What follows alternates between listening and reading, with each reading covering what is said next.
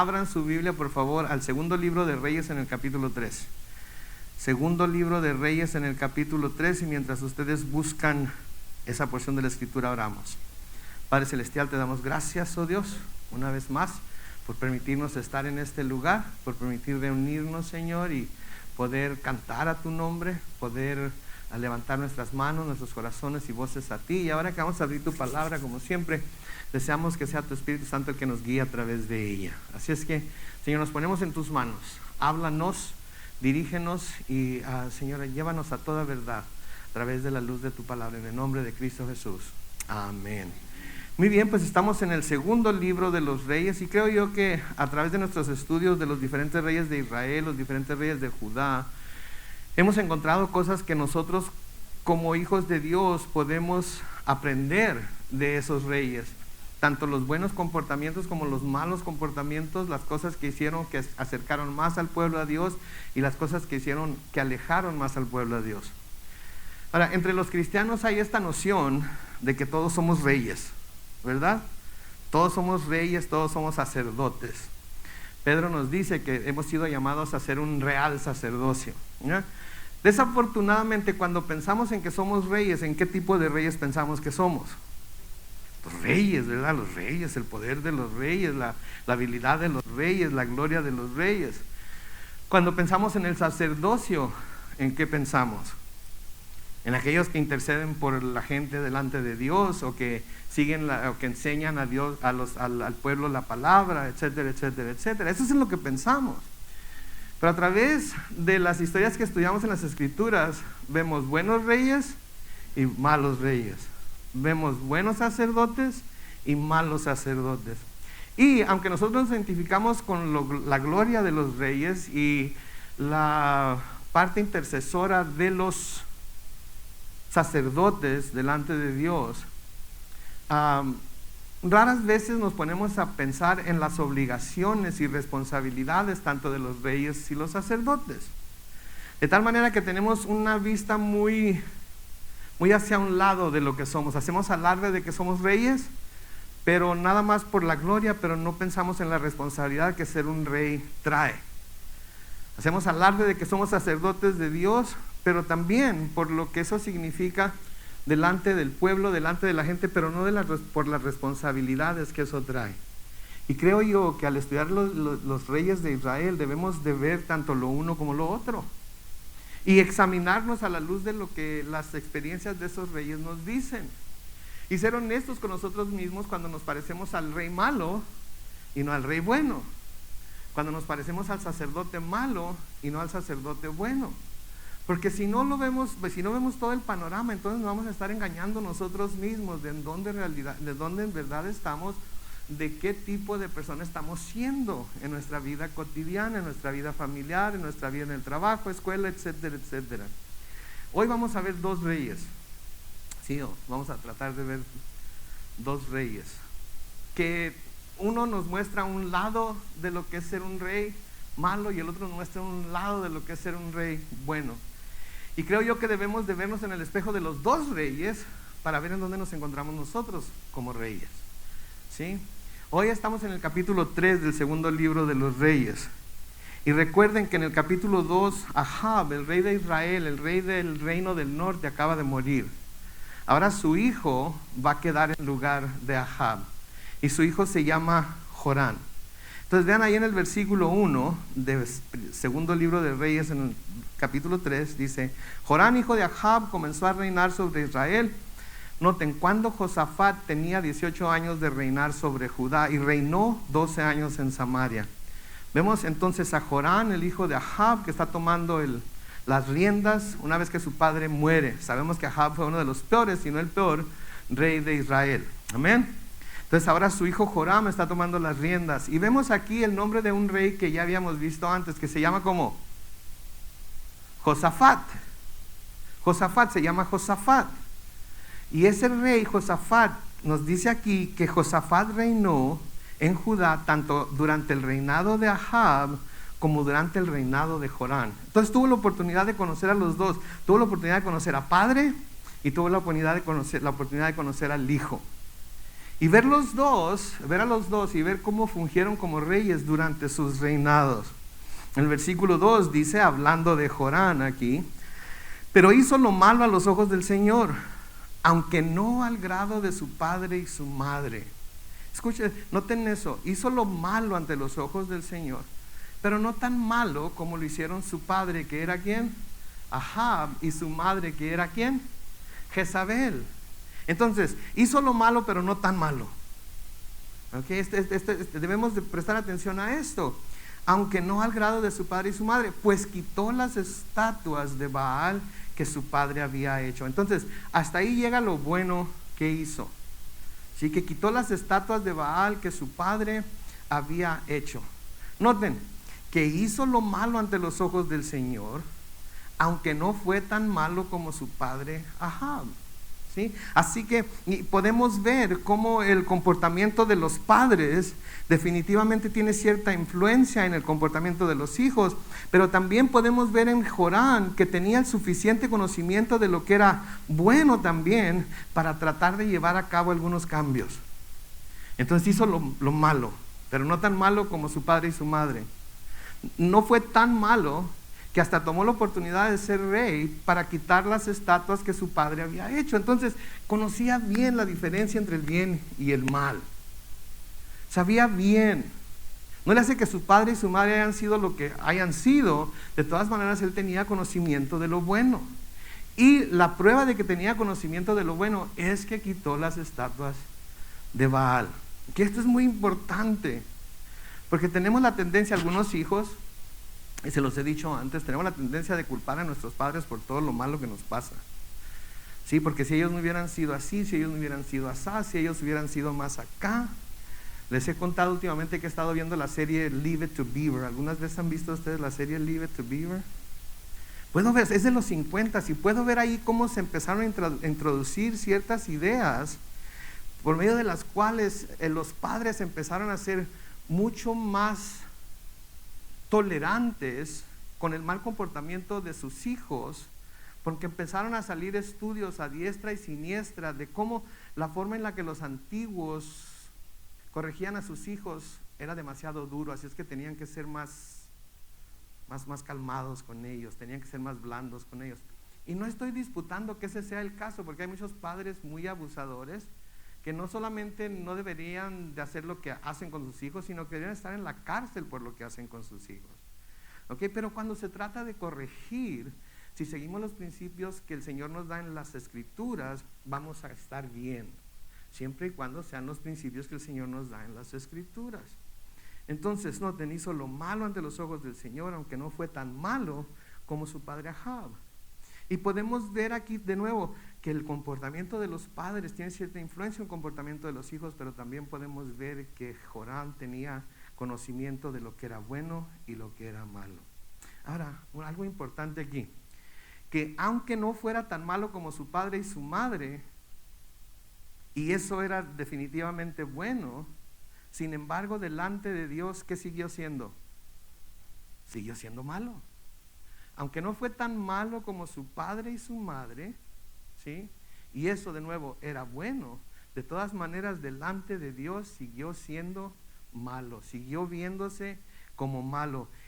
Entonces para Dios el no ser tan malo no significa que se es bueno.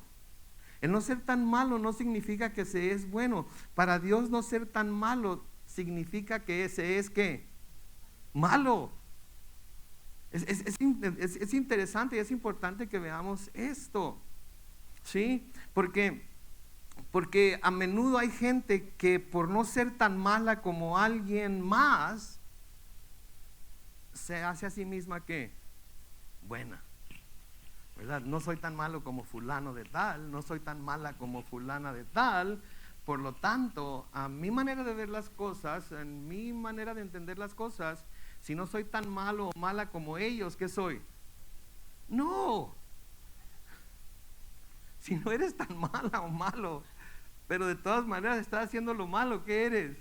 Pues malos, ¿verdad? Es importante que entendamos esto, porque tenemos la habilidad para vernos nosotros bajo una luz muy favorecida hacia nosotros, ¿no es cierto? Todos los demás son peor que yo, entonces yo debo ser bueno. Pero la palabra de Dios nos dice que no hay bueno ni aún, aunque sí hay buenos. Y ahorita vamos a ver cómo.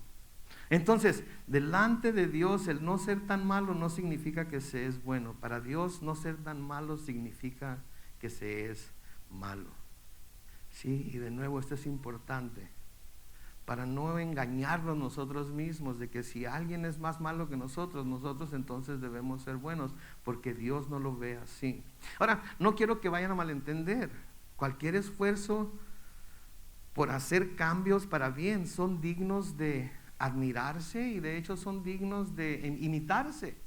Los esfuerzos que Jorán hizo por derribar las estatuas de Baal, etcétera, las cosas que no eran tan malas como las que sus padres hicieron, eran dignos de admirarse, eran dignos de imitarse también. Pero la verdad es que si no hay un cambio total, si no hay una transformación total, si la transformación de la persona es solamente a medias, esto no lo hace aceptable delante de Dios. ¿Escucharon eso? Si la transformación no es total, si es una transformación a medias, esto no hace a la persona aceptable delante de Dios, aunque se quiera decir que sí. Bueno, pues, ya hice ciertas cosas, me faltan otras cosas para hacer, pero sigo adelante y etcétera, etcétera, y Dios me entiende y Dios sabe, y etcétera, y la verdad de las cosas es que Dios quiere un cambio total. Cuando Juan el Bautista comenzó a predicar, y luego cuando el Señor comenzó a predicar, ¿se acuerdan qué fue lo que comenzó a predicar? ¿Qué fue lo que empezaron a decir?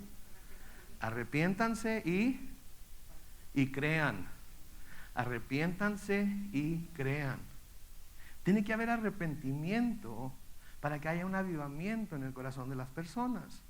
Tiene que haber arrepentimiento para que haya un cambio sincero en la vida de las personas. Arrepentirse quiere decir dar un giro de 180 grados del camino en el que íbamos y empezar a caminar en dirección completamente opuesta a donde íbamos, en la dirección a la que íbamos. Eso es lo que es el arrepentimiento. El arrepentimiento no es sentirse mal por las cosas malas que se han hecho. Si eso no es arrepentimiento. El sentir tristeza, el sentir como que, híjole, qué malo soy, y tener esa humildad falsa eso no es arrepentimiento. Arrepentimiento es: reconozco que esto es un pecado contra Dios, reconozco que he estado obrando en contra de Dios, reconozco que las cosas que he estado haciendo ofenden a Dios. Por lo tanto, voy a dar un giro de 180 grados y voy a hacer lo contrario a todo lo que estaba haciendo. Voy a hacer lo contrario a todo lo que estaba haciendo. Cuésteme lo que me cueste, tenga que hacer lo que tenga que hacer, no importa qué tenga que dejar. Reconozco ahora que mi vida pecaminosa no agradaba a Dios, entonces voy a hacer todo lo contrario. Voy a hacer todo lo contrario. Entonces, pero no tiene nada de malo esforzarse por hacer cambios para bien. De nuevo, esto es digno de admirar, pero la verdad es que nada que no sea un cambio total es aceptable delante de Dios. Y creo yo que la iglesia ha dejado de decir este tipo de cosas por temor a ofender a la gente, y mucha gente no está ofendida, sí, pero está esperanzada en que su devoción a medias hacia Dios, en que su seguir a medias a Dios va a ser suficiente para complacer a Dios y para ser aceptados por Dios, y no es así. No es así. Noten en el versículo 3 de Segunda de Reyes 3, dice: sin embargo, se entregó a los mismos pecados con que Jeroboam, hijo de Nabat, hizo pecar a Israel, y no se apartó de ellos. Entonces no era tan malo, tumbó las estatuas de Baal, pero se entregó a los mismos pecados con que Jeroboam, hijo de Nabat, hizo pecar a Israel, y no se apartó de ellos. Ahora, la pregunta debe de ser: ¿quién fue Jeroboam? ¿Y cuáles fueron los pecados que hizo que los israelitas cometieran? Para saber por qué ahora se le está echando en cara lo que se está diciendo.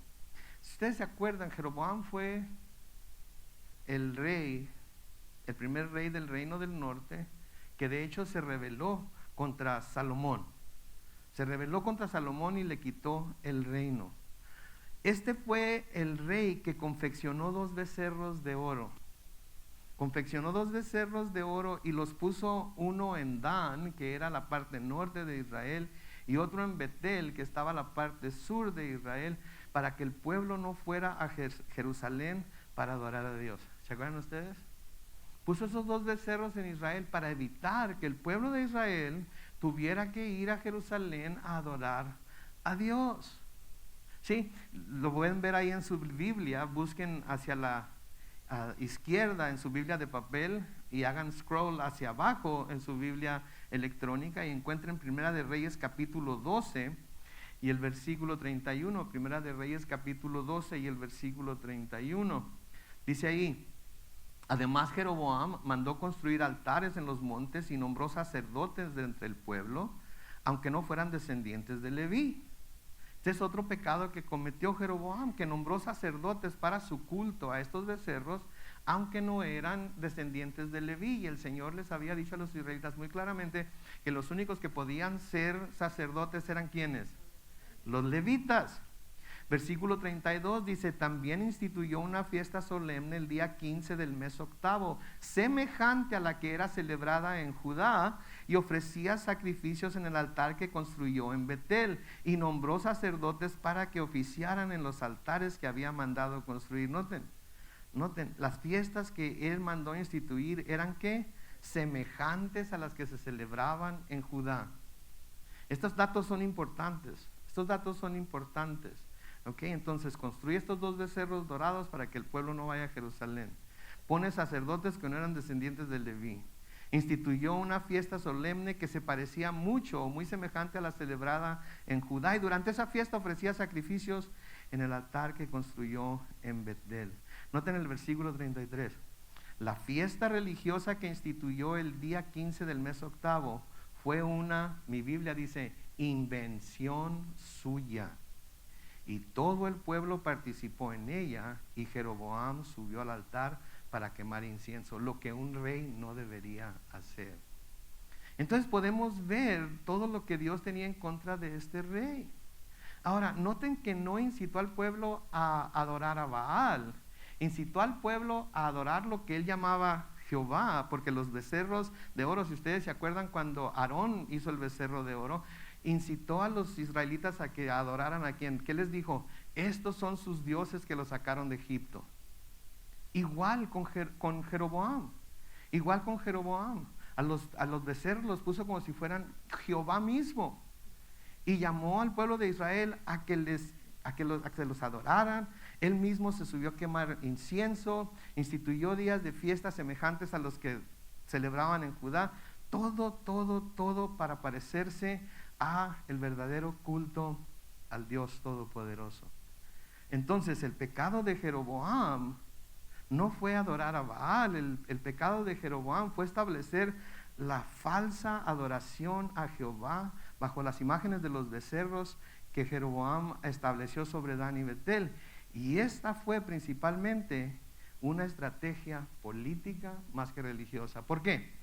Porque no quería que su pueblo fuera a Jerusalén a adorar, y estando allá dijeran, si vamos a estar viniendo cada año hasta Jerusalén a adorar, ¿por qué mejor no nos quedamos aquí? ¿Por qué mejor no volvemos el reino a las manos de la descendencia de David? ¿Sí? No quería entonces que quienes iban a Jerusalén a la verdadera adoración de Dios buscaran volver a ser gobernados por la casa de David y a él le quitaran el reino. Eso era lo que lo movía, eso era el interés de Jeroboam.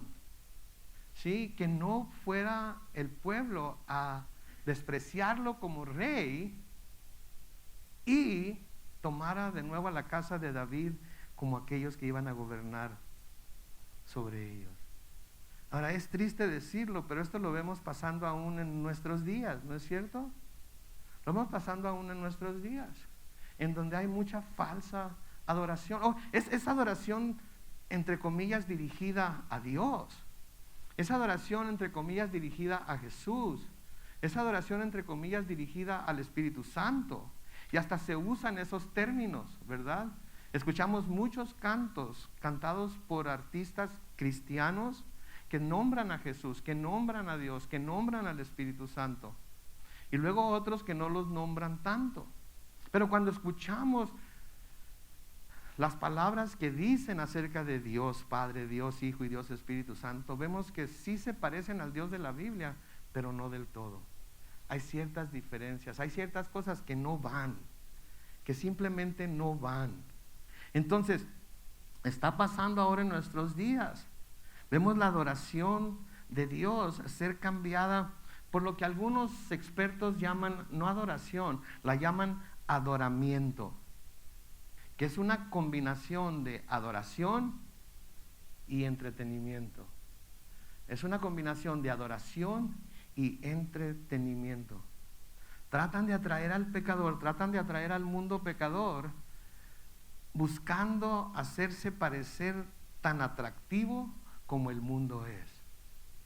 Oh, en el mundo están teniendo este tipo de cosas, nosotros también lo podemos tomar y de alguna manera le ponemos algo aquí, le agregamos algo allá, le ponemos el nombre de Cristo, le ponemos el Espíritu Santo, le ponemos el nombre de Dios, levantamos manos, danzamos, hacemos esto, hacemos lo otro y ya somos cristianos. Ya somos cristianos. Y la verdad de las cosas es que sí están atrayendo gente, pero están atrayendo gente al adoramiento y no a la adoración de Dios. Sí, porque yo no quiero que nosotros como iglesia salgamos de la iglesia diciendo, qué bárbaro, qué tiempo de alabanza tuvimos, bailamos y brincamos y danzamos y hicimos y etcétera, etcétera, mira nomás cómo estoy. Yo quiero que salgamos movidos por el hecho de que fuimos tocados por el Señor Jesucristo por medio de su Espíritu Santo.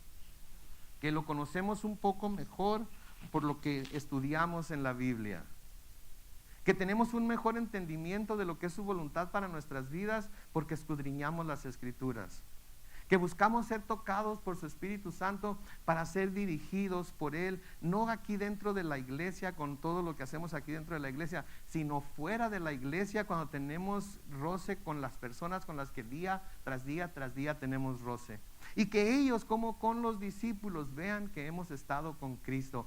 Eso es lo importante. Eso es lo que a mí como pastor me interesa. ¿Queremos tener adoración y alabanza dinámica? Claro que sí. Queremos ser movidos por el Espíritu Santo a aplaudir, a tortear las manos, inclusive me imagino que algunos que son buenos para danzar a lo mejor quieren danzar, porque vean los hermanos que les falta poquito para soltar el chongo, ¿sí? Está bien si somos movidos por el Espíritu Santo, está bien si esto nos va a acercar más a Dios y va a acercar a otros más a Dios. Pero no está bien cuando eso es lo único que es y no hay ningún acercamiento a Dios, ni un mayor conocimiento de Dios, ni un toque de Dios sobre las personas que lo escuchan. Sí, son las cosas que a mí me encanta de los himnos de la iglesia, los himnos antiguos. Que me acuerdo cuando cantaba los himnos, salía bañado en llanto. Bañado en llanto, ¿por qué? Porque tocaban lo más profundo de mi corazón. Sublime gracia del Señor, que un infeliz salvó. ¿Quién es el infeliz? Yo. Y me doy cuenta de lo infeliz que era sin Él. Fui ciego, mas hoy veo yo, perdido y Él me halló. Se dan cuenta, lo mueve a uno, pero lo mueve a uno a estar agradecido con Dios, porque por su Espíritu Santo nos hizo reconocer lo infelices que éramos. Por el Espíritu Santo nos hizo reconocer cuánto lo necesitábamos, y cuando reconocimos cuánto lo necesitábamos, ahí estaba para encontrarse con nosotros en ese mismo instante. Sí, de eso es de lo que se trata. Sí, hay que ser dinámicos, todo eso está bien, pero hay que buscar a través de la adoración acercar a la gente a Dios. Jeroboam estableció adoración que se parecía a la verdadera adoración, pero no era para acercarla a la gente a Dios. ¿Para qué era? Para alejarla de Dios. Hasta les dice, ay, ¿saben qué? Ya han estado yendo mucho a Jerusalén, ya no tienen que ir, por eso les puse este becerro aquí y este becerro acá. Los que viven cerca del norte vayan a ese becerro, los que viven cerca del sur vayan a ese becerro y ahí adoren a Dios. Pero era una falsa adoración. Y este fue el ejemplo que Jorán siguió. Este fue el ejemplo que se nos dice que Jorán siguió. Ahora, de nuevo, no quiero que vayan a malinterpretar las cosas, ¿sí? De nuevo, cualquier esfuerzo por hacer cambios para bien es recomendable y admirable, pero ante los ojos de Dios nada que no sea una transformación total y un movimiento firme hacia Él puede ser aceptable.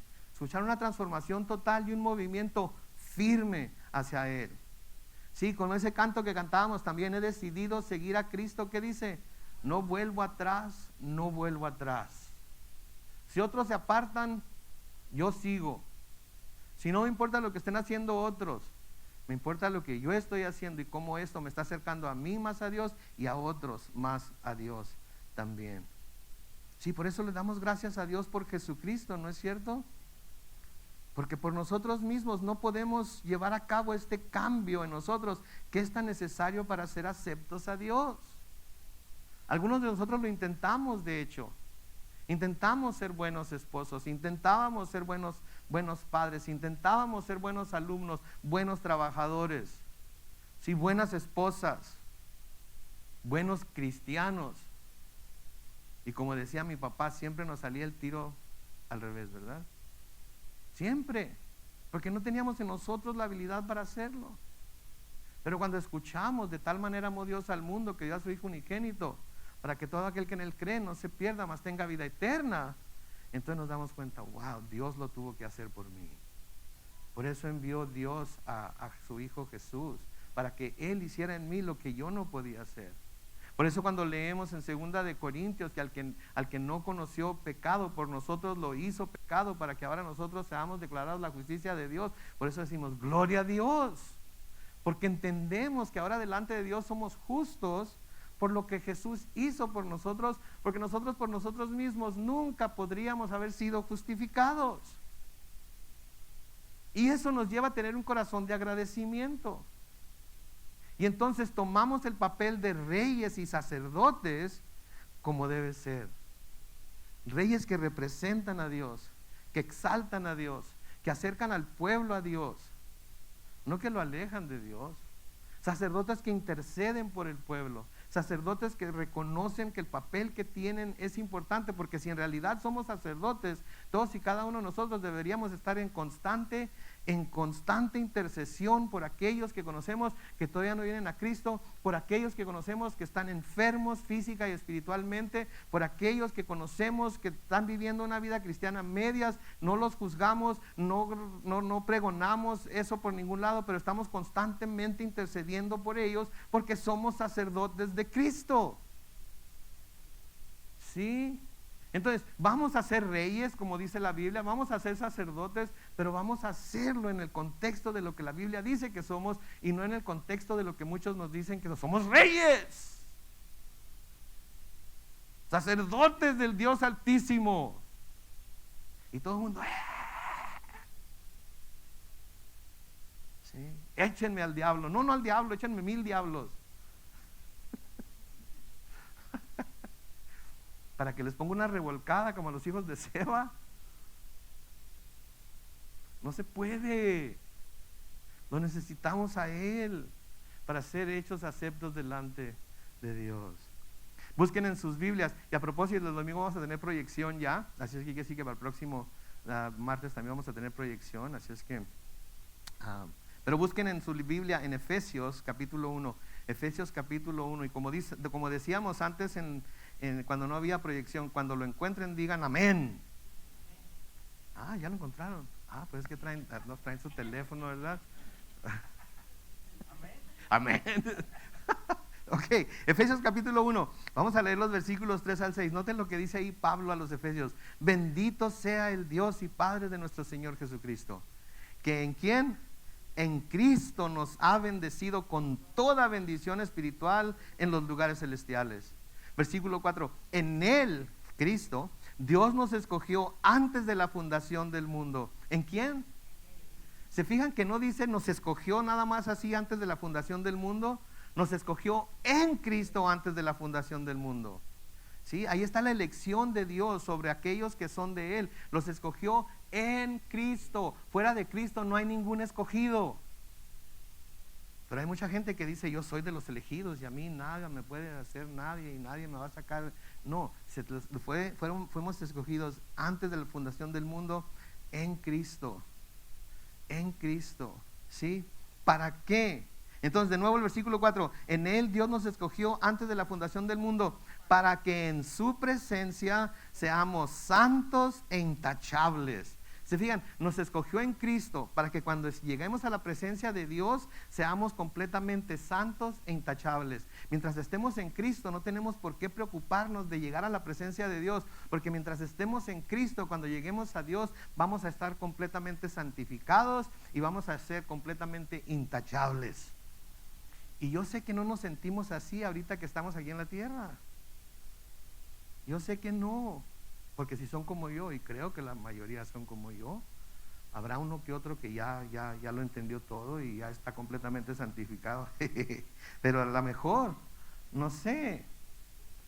Pero si son como yo, si mi vida la estuviera calificando Dios, va a haber una que otra tacha ahí, ¿verdad? Sí va a haber palomitas, porque confía en Él, pero va a haber 2, 3, 4 tachas también. Pero cuando llegue a la presencia del Señor, porque estoy en Cristo, voy a ser intachable. Sí, y me gusta se oye ahí como una transliteración de un programa muy antiguo, que ¿se acuerdan cómo se llamaba? Untouchables, los intocables. Cuando lleguemos a la presencia de Dios, vamos a ser santos, vamos a ser intachables y vamos a ser intocables. Porque Satanás no nos va a poder tocar, Satanás no nos va a poder acusar de nada, y aunque nos acuse porque estamos en Cristo, somos perfectos, santos e intachables.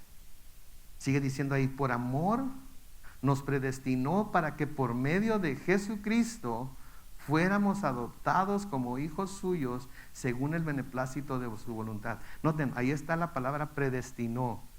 Ahí está la predestinación de la que habla la Biblia. ¿Sí? Hay muchos que dicen, Dios ya predestinó los que van a ser salvos y los que van a irse al infierno.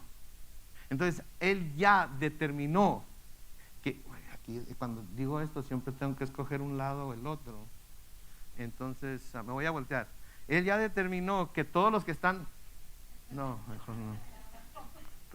Todos los que están para aquel lado se van a ir al infierno y no hay nada que puedan hacer. Y todos los que están de este lado se van a ir al cielo y no hay nada que nadie pueda hacer. Pero esa no es la predestinación de la que habla la Biblia. Si Él ya lo predestinó, ¿para qué vino Cristo? Si Él ya lo predestinó, ¿para qué se nos llama a arrepentirnos y creer? Si ya no hay nada que podamos hacer, ¿para qué nos acercamos a Él para recibir perdón? Pero noten lo que dice ahí en el versículo 5 de nuevo. Por amor nos predestinó para que por medio de ¿qué? De Jesucristo fuéramos adoptados como hijos suyos según el beneplácito de su voluntad.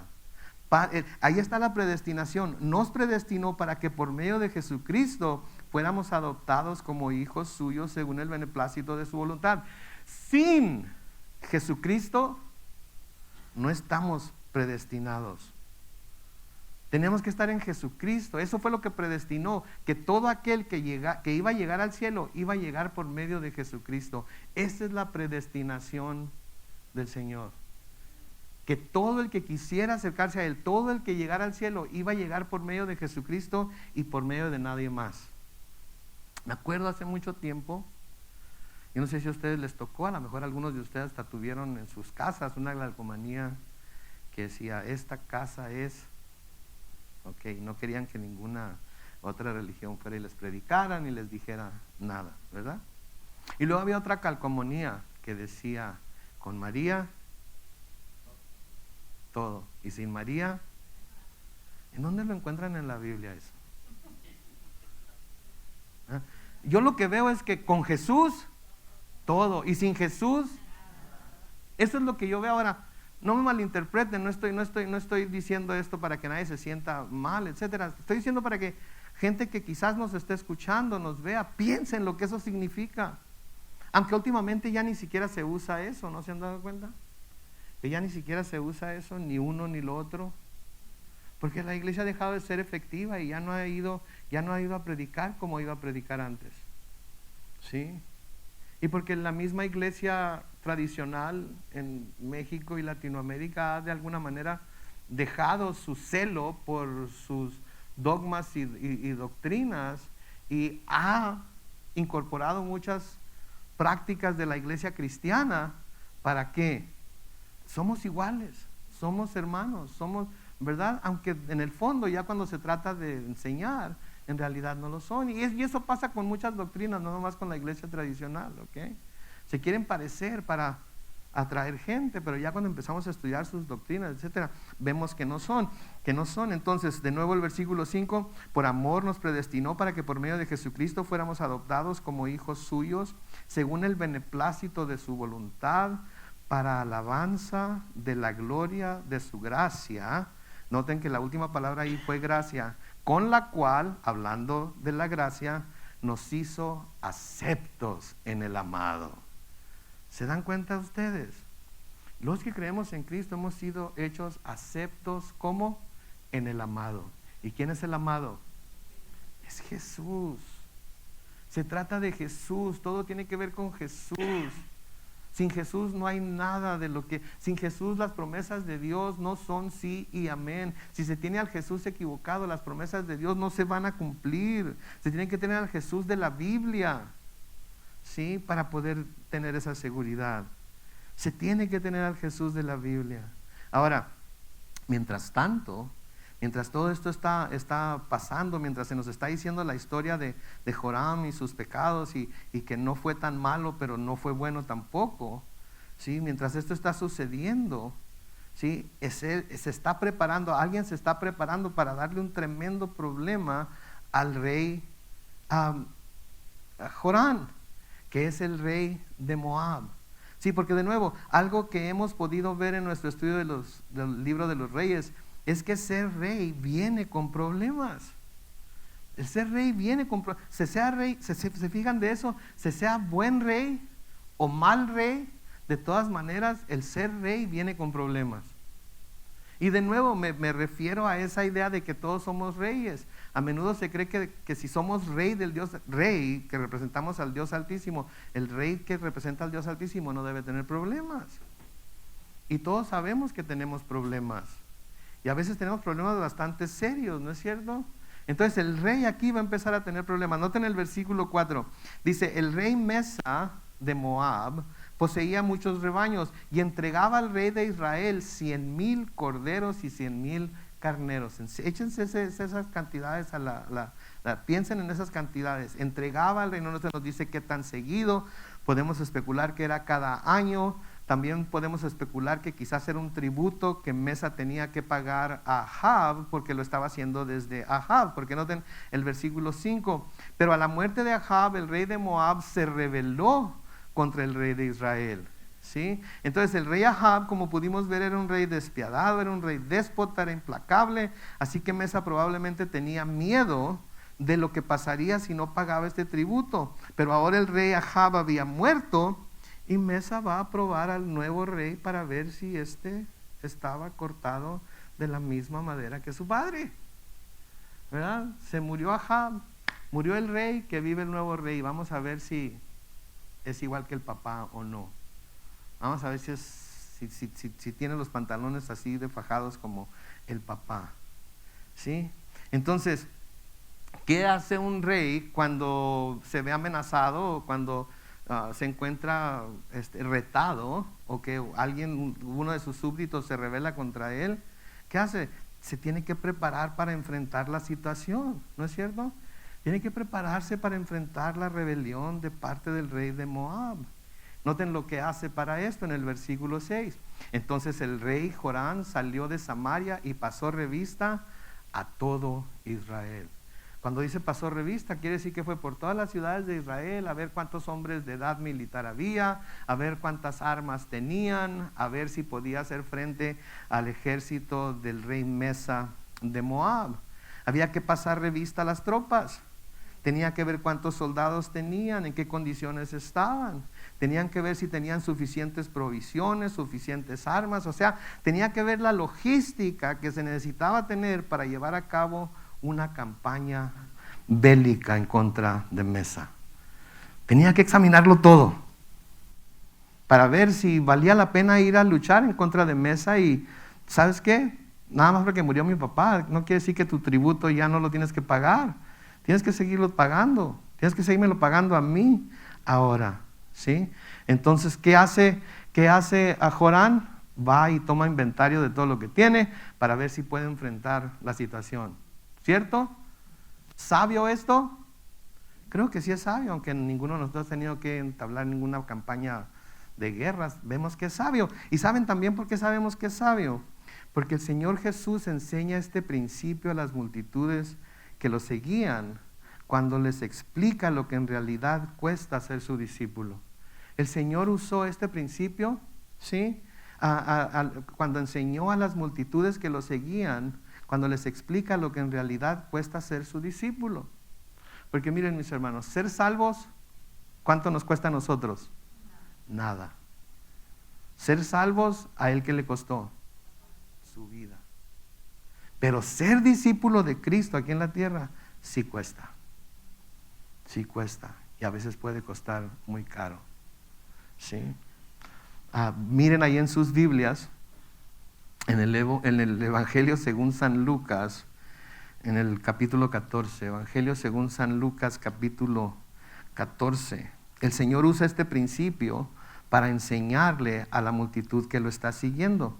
Noten, Lucas 14, comenzando con el versículo 31, dice: ¿O qué rey que marcha a la guerra contra otro rey no se sienta primero a calcular si puede hacerle frente con 10,000 soldados al que viene a atacarlo con 20,000? Es lógico, ¿verdad? Les está diciendo, miren, los reyes que van a enfrentar a otro rey, primero cuentan sus soldados para ver si van a poder pelear contra alguien que trae más tropas que él. Y luego noten lo que dice en el versículo 32, si no puede hacerle frente, envía una embajada al otro rey cuando este todavía está lejos y le propone condiciones de paz. Entonces, Joram fue a contar sus soldados, se dio cuenta de cuántos tenía, quizás le llegó inteligencia que le dijo cuántos soldados tenía Mesa y llegó a la conclusión de que sí podía enfrentarlo y va a enfrentarlo. Y luego noten cómo termina el pasaje que estamos leyendo en Lucas 14 en el versículo 33. Dice, así también cualquiera de ustedes que no renuncia a todo lo que tiene, no puede ser mi discípulo.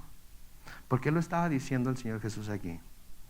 Porque estaba diciendo que fuéramos como un rey que va a ir a la guerra y que consideráramos si en realidad íbamos a estar dispuestos a presentar lucha contra el enemigo y a darle hasta que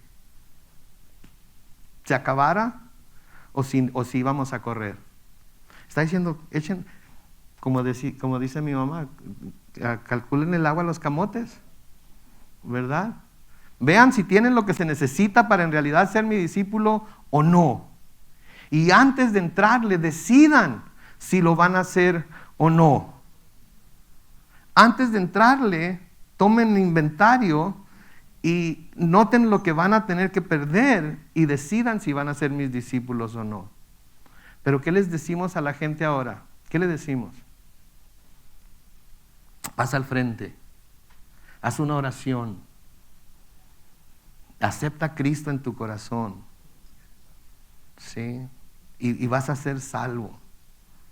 Vas a tener una vida nueva, todo te va a ir bien. Y saben lo que dice el Señor en las Escrituras, chequen, fíjense bien, porque les va a costar, el mundo los va a odiar, El mundo les va a quitar cosas que ustedes creen que necesitan tan solo por el hecho de ser seguidores de Jesucristo. El mundo los va a atacar. El mundo va a decir todo tipo de cosas falsas en contra de ustedes. El mundo los va a llamar de... ¿Saben qué? Si el mundo está contento con nosotros, algo está mal. Porque el Señor nos dice que en el mundo vamos a ser aborrecidos, porque si a Él lo aborrecieron, nosotros también vamos a ser aborrecidos. Entonces, si el mundo no tiene ningún problema con lo que decimos nunca, algo está mal. Algo está mal. Ahora debemos decirlo todo con amor. Debemos enfrentar a la gente con la verdad. Debemos enfrentarla sin juicio, porque ese es uno de los errores de la iglesia, que presenta la verdad de Dios como juicio. Y ahorita Dios no está juzgando a nadie, ahorita Dios está llamando a todo el mundo al arrepentimiento. Y así es como lo debemos de presentar nosotros. Pero si el mundo está contento con nosotros, algo no está bien. Algo no está bien. ¿Verdad? Entonces, ese mismo principio fue el que el Señor les dijo a sus discípulos que tenían que aplicar a sus vidas antes de decidir que van a ser sus discípulos. ¿Ok? Y conforme vamos estudiando las Escrituras y el Señor va abriendo nuestro entendimiento, nos vamos dando cuenta más y más y más de cosas que tenemos que finalmente hacer a un lado para poder ser vistos como discípulos de Cristo, ¿no es cierto? Nos vamos a... ¡Ay, juela! Nunca había visto eso en la Biblia. Quiere decir que la estoy regando. Tenemos nada más dos opciones. O arrepentirnos y hacer lo contrario a lo que estamos haciendo, o decir, bueno, acá estoy bajo la gracia, ahí se va. ¿No? Ahora hay gente con mucha fe que dice, bueno, acá estoy sobre la gracia, así es que ahí se va. Esa es una fe tremenda, ¿no creen ustedes? Es una fe bárbara. ¿Sí? O decir, Señor, perdóname. Yo creí que estaba haciendo bien, pero ahora a la luz de tu palabra veo que lo estaba haciendo mal y quiero, por favor, que me ayudes por el poder de tu Espíritu Santo a hacerlo como tú quieres que yo lo haga. Esa es la verdadera contestación que debemos tener, es como debemos buscarlo. Noten el versículo 7. Dice, luego mandó a decir al rey Josafat de Judá, el rey de Moab se ha rebelado contra mí. Noten, aquí volvemos a ver al rey Josafat. ¿Me acompañarás a luchar contra Moab? Y Josafat respondió, por supuesto que iré. Tú eres como si fuera yo mismo, tu pueblo es como mi pueblo y tus caballos son como los míos. ¿Se acuerdan a quién le había dicho esto Josafat antes? A Ahab, al papá de Joram. Se lo he dicho a Ahab, el papá de Joram, cuando Ahab le pidió que viniera a ayudarle a luchar contra los sirios. Eso fue lo mismo que le dijo al padre de Joram, cuando lo invitó a pelear con él en contra de los sirios. De la misma manera que le respondió a su padre Ahab, ahora está hablando Josafat a Joram por esta petición. Versículo 8 dice, ¿qué camino tomaremos? Este es Josafat hablando. Y Joram respondió, tomaremos el camino del desierto de Edom. ¿Saben? ¿Se acuerdan quién es Edom, verdad? Edom es el hermano de... Come on. De Jacob. Se llama Esaú en el Génesis. Que luego se le pone Edom, porque Edom quiere decir rojo. ¿Y se acuerdan que estaba velludo y rojo? Es más, la cruz roja en Israel se llama estrella. Es una estrella, no es cruz, porque no son cristianos. Pero la estrella Edom se llama la estrella roja.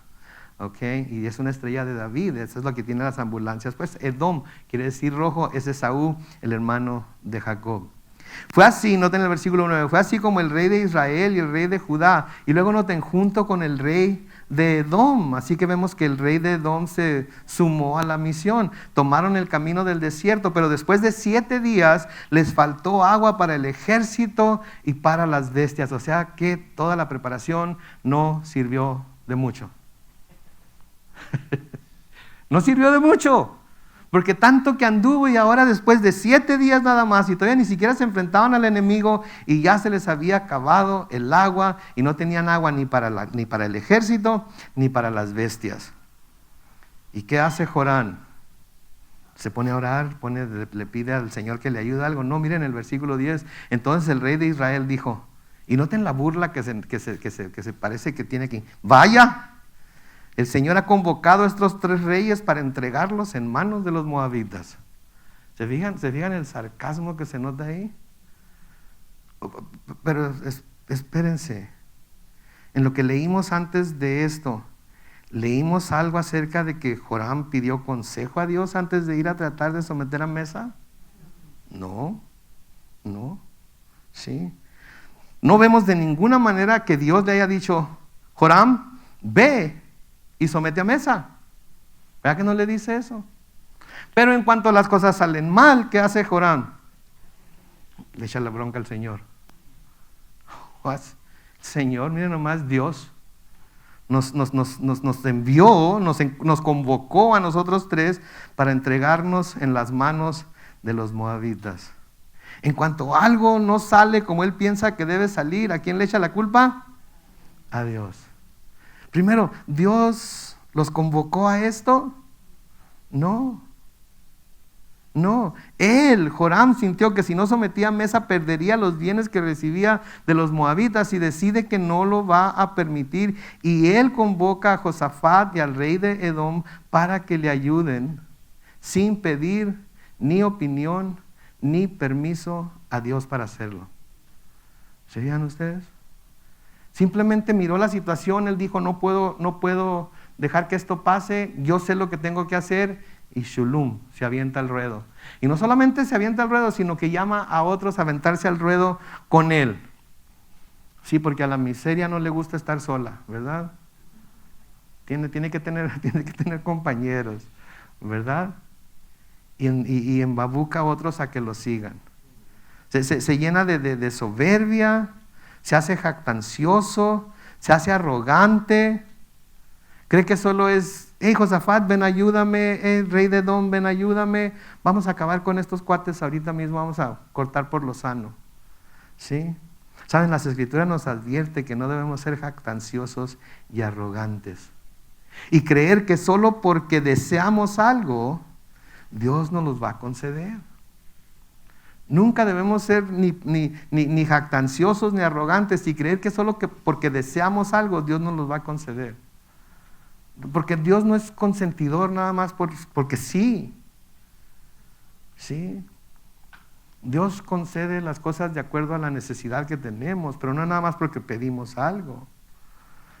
De hecho, Santiago escribe esto en Santiago capítulo 4, noten.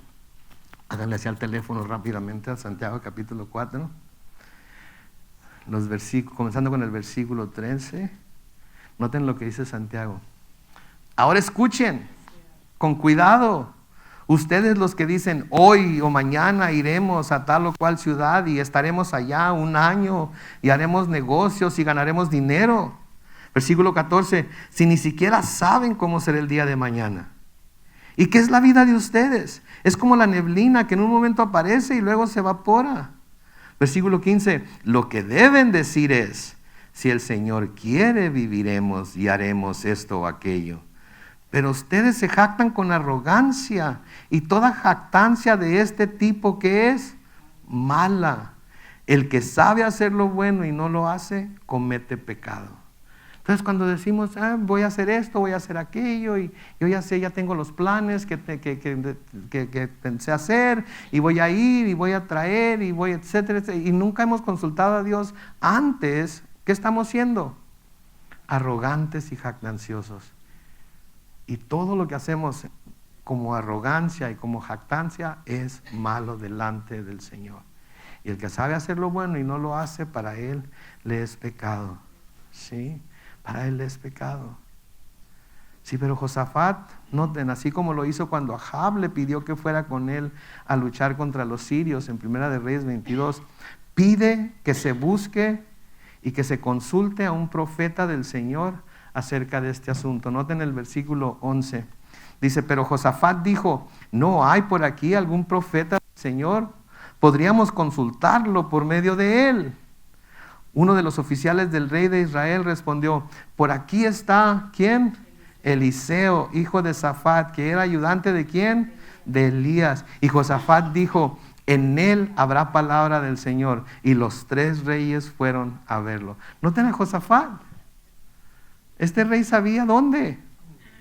Este rey sabía lo que se necesitaba. ¿No es cierto? Noten la perspectiva tan diferente que tenían Joram y Josafat acerca de Dios. La perspectiva de Joram era culpar a Dios por lo que le estaba pasando, por lo que le estaba saliendo mal. Vaya, el Señor ha convocado a estos 3 reyes para entregarlos en manos de los moabitas. ¿Sí? Primero que todo, no lo reconocía.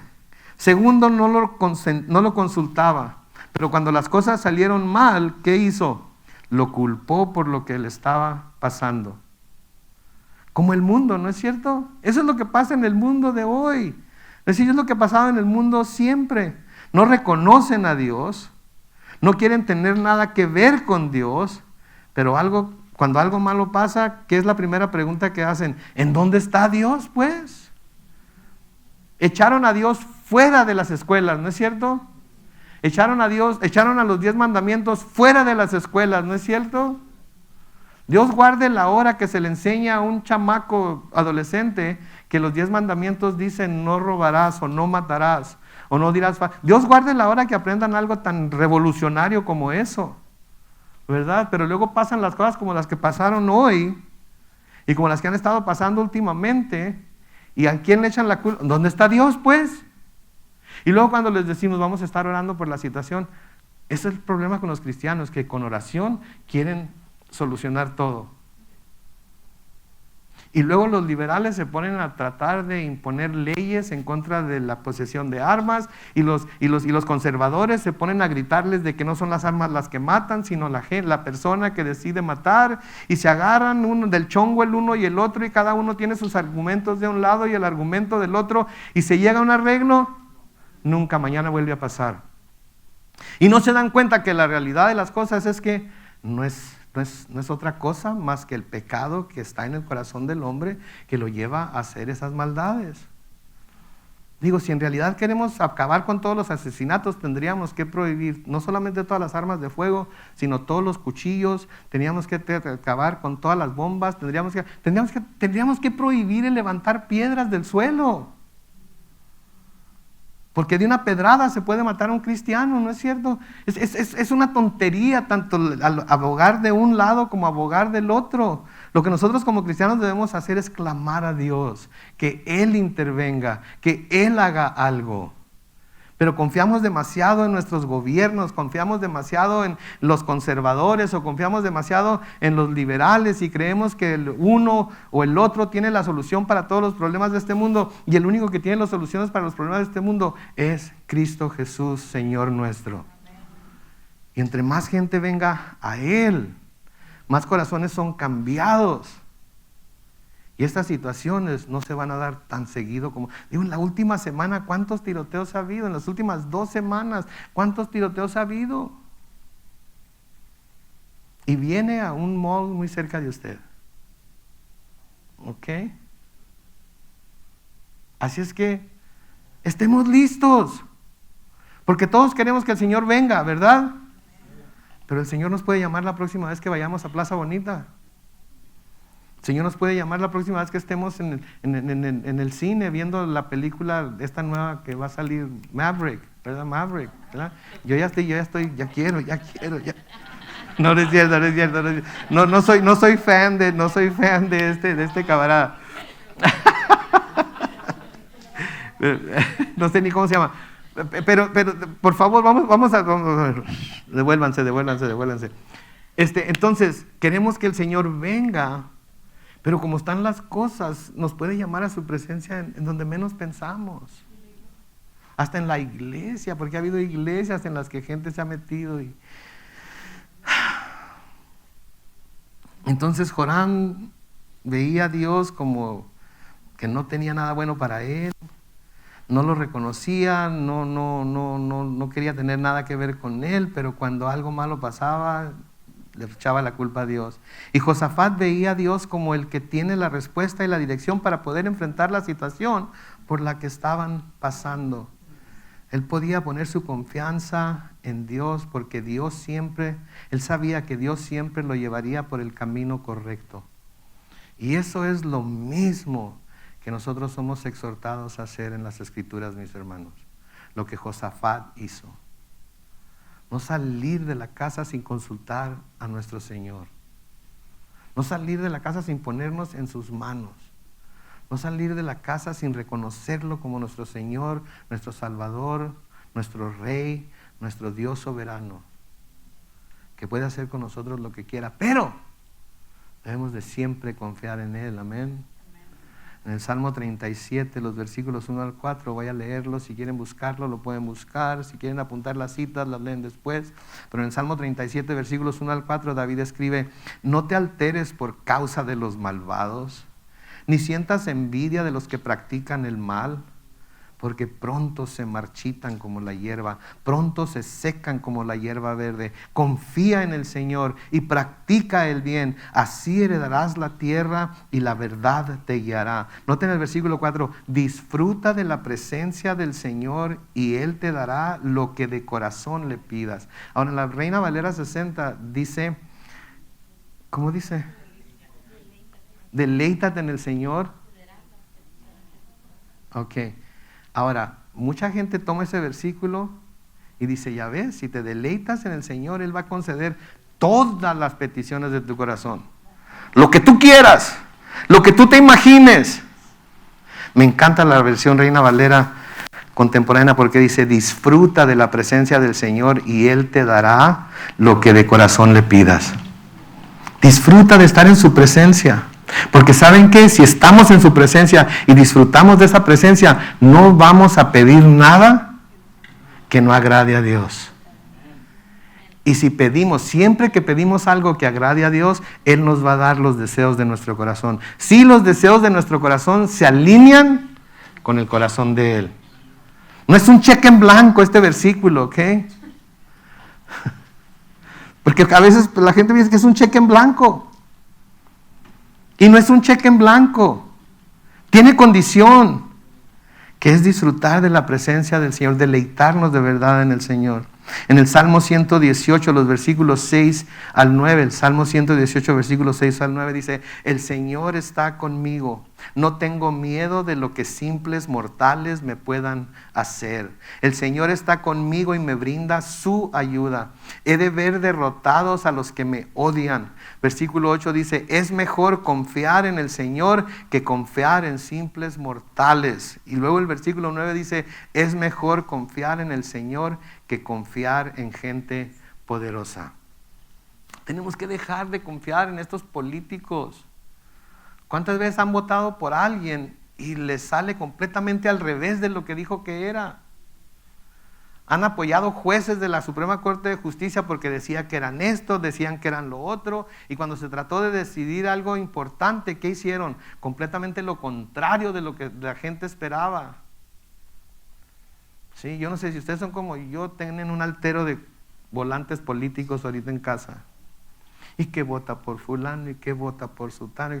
Debemos de educarnos y saber qué apoyan y qué no apoyan. Y debemos de votar por uno porque es nuestro derecho y nuestra obligación para los que somos ciudadanos de este país. Pero no debemos de votar esperanzados en que ellos van a hacer algo por cambiar la situación. Tiene que venir de Dios. Y por último, esta noche vemos en Isaías capítulo 26, los versículos 3 y 4. Isaías 26, versículos 3 y 4 dice, tú guardas en completa paz a quien siempre piensa en ti y pone en ti su confianza. Y luego esta exhortación en el versículo 4, confíen siempre en el Señor, porque Él es la roca eterna. Confíen siempre en el Señor, porque Él es la roca eterna. Aprendemos buenas cosas y malas cosas de los reyes de Israel, ¿verdad? Y eso es de lo que se trata. Sí, somos reyes. Sí, somos sacerdotes. ¿Cuál de los reyes somos? ¿Y cuál de los sacerdotes somos? ¿Cómo es que estamos practicando nuestro reinado y nuestro sacerdocio? Eso es lo que importa. Amén. Vamos a orar. Padre Celestial, te damos gracias por tu palabra. Bendecimos tu nombre, Señor, por las enseñanzas de este pasaje de las Escrituras que hemos visto, Señor, acerca del rey Jorán, acerca del rey Josafat, acerca de la confianza que uno tenía en ti, acerca de cómo el otro te culpaba a ti por todo lo malo que le pasaba. Señor, ayúdanos a ser como Josafat en sus días buenos, en los cuales ponía su confianza en ti y buscaba tu aprobación y buscaba tu dirección en las cosas que iba a emprender. Ayúdanos, Señor, a nunca ser como Joram, a no tener ese corazón, de que aun cuando no te reconocemos, aun cuando no te tomamos en cuenta, cuando algo pasa mal, te echamos la culpa a ti y nos preguntamos en dónde estarás, que no nos cuidas, que no nos guías, que no nos haces caso. Ayúdanos cada mañana, Señor, al abrir los ojos, a agradecerte que tenemos un día más de vida y a pedirte que nos dirijas y nos guíes en la forma en la que podemos vivir para ti, en ti, por ti, Señor. Gracias por escogernos desde antes de la fundación del mundo en Cristo Jesús. Gracias por predestinarnos para ser salvos en Él. Gracias porque nos estás santificando y un día vamos a ser santos e intachables e intocables en tu presencia, Señor. Gracias porque tenemos esa esperanza, que esa esperanza nos ayude y nos lleve a siempre estar buscando tu rostro y a siempre estar tomando inventario de nosotros mismos, no para que estemos seguros de que si estamos salvos, sino para que estemos seguros de que estamos viviendo para ti. Ayúdanos, Señor, a ser diferentes del mundo, sea lo que sea que esto nos cueste, a ser diferentes, completamente diferentes del mundo, pero que nos vean como diferentes y sepan que pueden ir a nosotros a encontrar las respuestas que necesitan, sacadas directamente de tu palabra y presentadas por el poder de tu Espíritu Santo. Ayúdanos a confiar en ti siempre, Señor, así como los pasajes que leímos aquí al final, que sean nuestros pasajes de memorizar para esta semana que entra, Señor, que los estemos repasando uno tras otro, y que podamos decir que toda nuestra confianza está en ti. En el nombre glorioso de Cristo Jesús. Y todos decimos, amén.